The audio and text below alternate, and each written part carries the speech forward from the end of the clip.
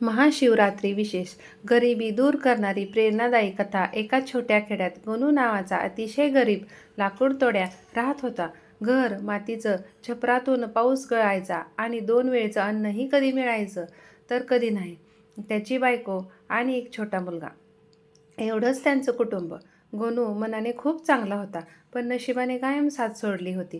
एके दिवशी गावातले लोक बोलत होते, उद्या महाशिवरात्री आहे, उपवास करा, शिवाची पूजा करा, मनापासून नाम घ्या, शिव गरिबांची दारिद्र्य दूर करतो. गोनू मनात म्हणाला, माझ्याकडे ना फळ, ना दूध, ना फुले, मी पूजा कशी करणार?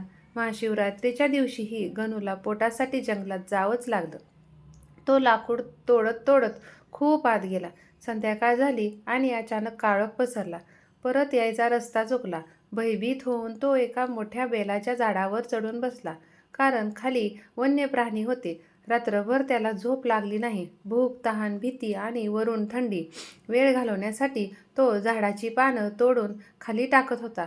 त्याला माहीत नव्हतं, त्या झाडाखाली एक शिवलिंग होतं आणि त्याच्या हातून पडणारी बेलपानं थेट शिवलिंगावर अर्पण होत होती. रात्रभर तो जागाच होता. बेलपान अर्पण होत होते आणि भीतीने तो सतत म्हणत होता, देवा वाचव. असं म्हणता म्हणता त्याच्या तोंडून शिव शिव उच्चार निघत होते. पहाट झाली. अचानक तेजस्वी प्रकाश झाला. त्याच्यासमोर भगवान शंकर प्रकट झाले. शंकर म्हणाले, गणू, तू नकळत माझी पूर्ण महाशिवरात्री पूजा केलीस, उपवास केला, जागरण केलंस, बेलपत्र अर्पण केलंस आणि माझं नाम घेतलंस. मी तुझ्यावर प्रसन्न आहे. गणू थरथरत म्हणाला, देवा, मी काहीच केलं नाही, मी तर फक्त घाबरलो होतो. शंकर हसले, मन शुद्ध असेल तर पूजा आपोआप होते.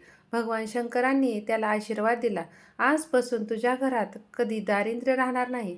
गणू घरी परतला आणि आश्चर्य, त्याच्या झोपडीच्या जागी मजबूत घर, धान्यांचे पोते, जनावर आणि सुखसमृद्धी मिळाली. तो पुढे आयुष्यभर शिवभक्त राहिला आणि गावातील गरिबांना मदत करू लागला.